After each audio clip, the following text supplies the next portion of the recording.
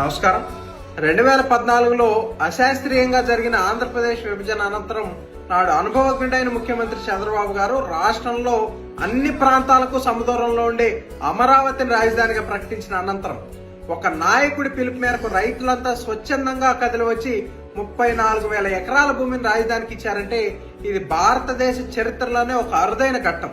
అయితే జగన్మోహన్ రెడ్డి మాత్రం 2019 ఎన్నికలకు ముందు అమరావతి రాజధాని, నేను ఇక్కడే ఇల్లు కట్టుకున్నానని ప్రజలు నమ్మించే ప్రయత్నం చేశాడు.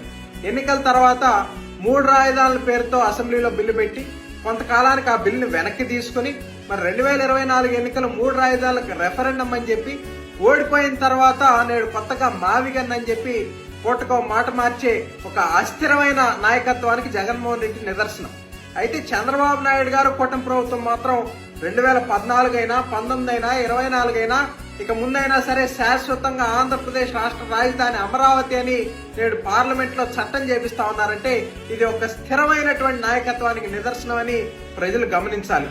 మరి అమరావతిని మరి పురిట్లోనే బిడ్డను చంపేద్దాం అనుకున్నట్లుగా నాడు జగన్మోహన్ రెడ్డి ప్రభుత్వం ప్రయత్నిస్తే ఆ ప్రయత్నాన్ని ధీటుగా ఎదుర్కొని 1631 రోజుల పాటు పోరాడినటువంటి అమరావతి రైతులకు, మహిళా మూర్తులందరికీ కూడా ఈ విజయం అంకితం అని ఈ సందర్భంగా తెలియజేసుకుంటూ జై అమరావతి.